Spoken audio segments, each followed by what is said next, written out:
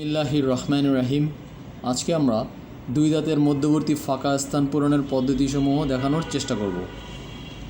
প্রথমেই আমরা এই ফাঁকা স্থানের কারণসমূহের উপর একবার চোখ বুলিয়ে নিতে পারি। এগুলোর মধ্যে উল্লেখযোগ্য হলো জেনেটিক, যা বাবা মা হতে সন্তানের হয়ে থাকে, আঙ্গুল চষার অভ্যাস, অস্বাভাবিক চোয়ালের বৃদ্ধি এবং চোয়ালের সাথে সম্পর্কিত দাঁতের আকার আকৃতির অসামঞ্জস্যতা, মাড়ির বিভিন্ন রোগসমূহ এবং অস্বাভাবিকভাবে বৃদ্ধিপ্রাপ্ত ল্যাবিয়াল ফ্রেনাম। ল্যাবিয়াল ফ্রেনাম হলো সেই টিস্যু যা ঠোঁটকে মাড়ির সাথে সংযুক্ত করে রাখে।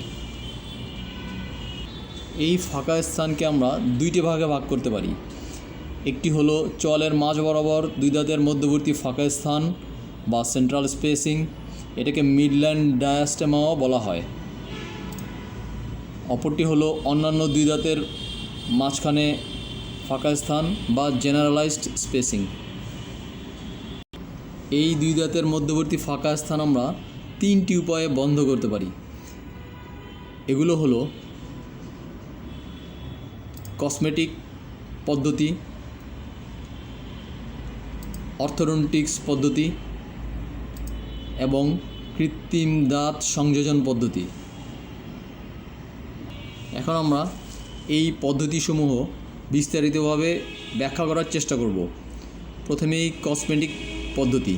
এই পদ্ধতির অধীনে আমরা কম্পোজিট ফিলিং বা লাইট কিওর কম্পোজিট ফিলিং করে দুই দাঁতের মাঝখানের ফাঁকা স্থান পূরণ করে থাকি।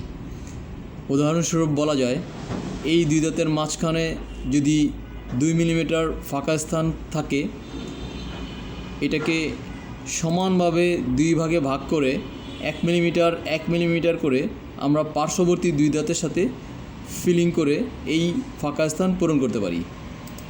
ঠিক এইভাবে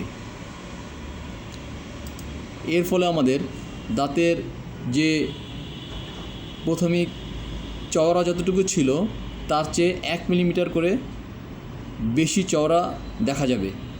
অর্থাৎ পার্শ্ববর্তী দাঁত দুটো 1 মিলিমিটার করে দুই পাশে বেড়ে মধ্যবর্তী ফাঁকা স্থান পূরণ করবে।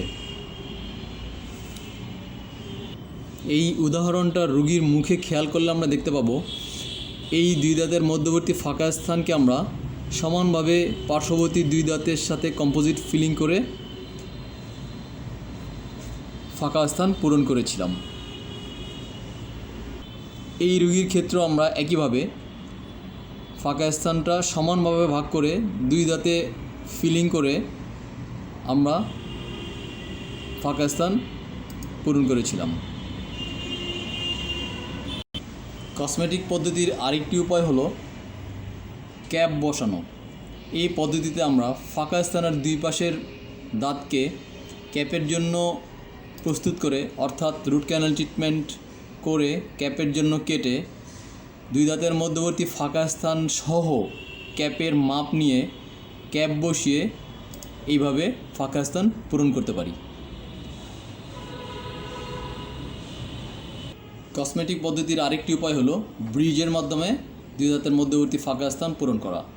এই পদ্ধতিতে আমরা ফাঁকা স্থানের পার্শ্ববর্তী দুই দাঁতকে রুট ক্যানাল ট্রিটমেন্ট করে ক্যাপের জন্য কেটে এই দুই দাঁতের ক্যাপের সাথে মধ্যবর্তী ফাঁকা স্থানের সমপরিমাণ ক্যাপ জোড়া লাগিয়ে 3টা ক্যাপ বা ব্রিজ একসাথে লাগিয়ে ফাঁকা স্থান পূরণ করে থাকি। কসমেটিক পদ্ধতির আরেকটি উপায় হলো ইমপ্লান্ট পদ্ধতি। এই পদ্ধতিতে আমরা দুই দাঁতের মধ্যবর্তী ফাঁকা স্থানের হাড়ের ভিতরে একটা স্ক্রু ঢুকিয়ে দিয়ে সেই স্ক্রুর উপর কৃত্রিম দাঁত সংযোজন করে ফাঁকা স্থান পূরণ করে থাকি।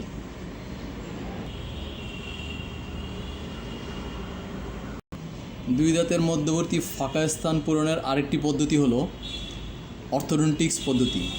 এই পদ্ধতিতে আমরা ফাঁকা স্থানের পার্শ্ববর্তী দাঁতগুলোর উপর ব্রাকেট এবং ওয়্যার পরিয়ে ফোর্স অ্যাপ্লাই করে দাঁত দুটোকে একে অপরের সাথে কন্টাক্টে এনে দুই দাঁতের মধ্যবর্তী ফাঁকা স্থান বন্ধ করতে পারি।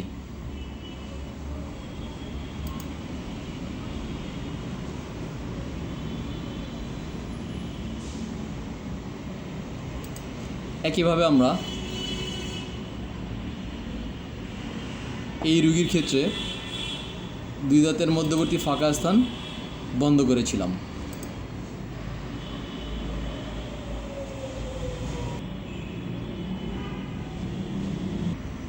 এই রোগীর ক্ষেত্রে আমরা একই পদ্ধতি অবলম্বন করেছিলাম।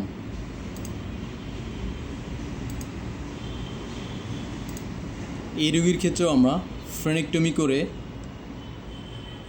অর্থোডন্টিক্স পদ্ধতিতে ফাঁকা স্থান পূরণ করেছিলাম।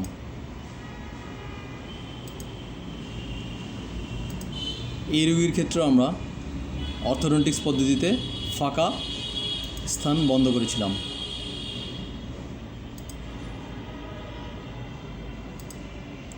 এই রোগীর ক্ষেত্রেও আমরা ব্রাকেট এবং ওয়্যার পরিয়ে অর্থোডন্টিক্স পদ্ধতিতে দুই দাঁতের মধ্যবর্তী ফাঁকা স্থান বন্ধ করেছিলাম। অর্থোডন্টিক্স পদ্ধতির আরেকটি উপায় হলো ক্লিয়ার অ্যালাইনার পরানো। এই পদ্ধতিতে আমরা দাঁতের উপর অ্যালাইনার পরিয়ে স্টেপ বাই স্টেপ দুই দাঁতের মধ্যবর্তী ফাঁকা স্থান পূরণ করে থাকি। এই দুই দাঁতের মধ্যবর্তী ফাঁকা স্থান পূরণের আরেকটি পদ্ধতি হলো কৃত্রিম দাঁত সংযোজন পদ্ধতি।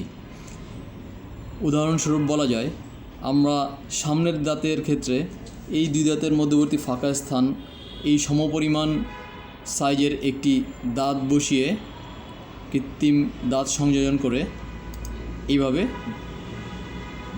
শূন্যস্থান বা দুই দাঁতের মধ্যবর্তী ফাঁকা স্থান পূরণ করতে পারি।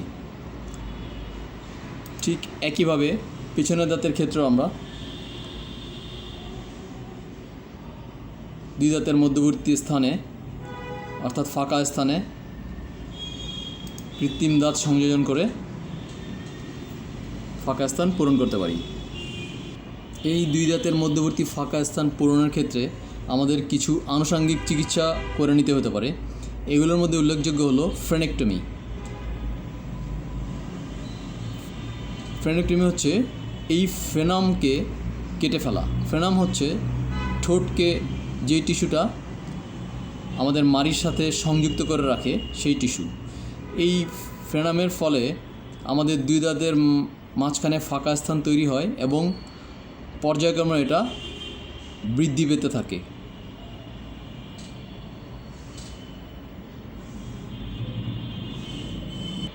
এই রোগীর ক্ষেত্রে আমরা প্রথমে ফ্রেনেক্টমি করে তারপরে অর্থোডন্টিক চিকিৎসার মাধ্যমে ব্রাকেট এবং ওয়্যার পরিয়ে দুই দাঁতের মধ্যবর্তী ফাঁকা স্থান পূরণ করেছিলাম।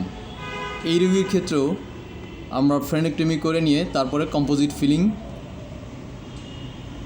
দিয়ে দুই দাঁতের মধ্যবর্তী ফাঁকা স্থান পূরণ করেছিলাম। আরেকটি আনুষঙ্গিক চিকিৎসা হলো মাড়ির চিকিৎসা।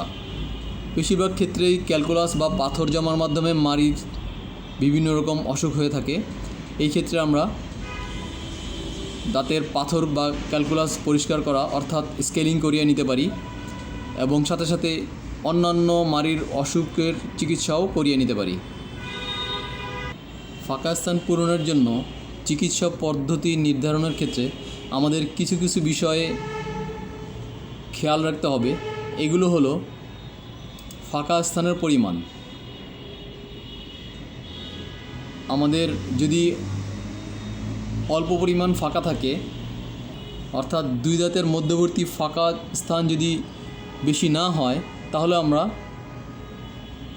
কসমেটিক পদ্ধতি অর্থাৎ লাইট কিওর কম্পোজিট ফিলিংয়ের মাধ্যমে ফাঁকা স্থান বন্ধ করতে পারি।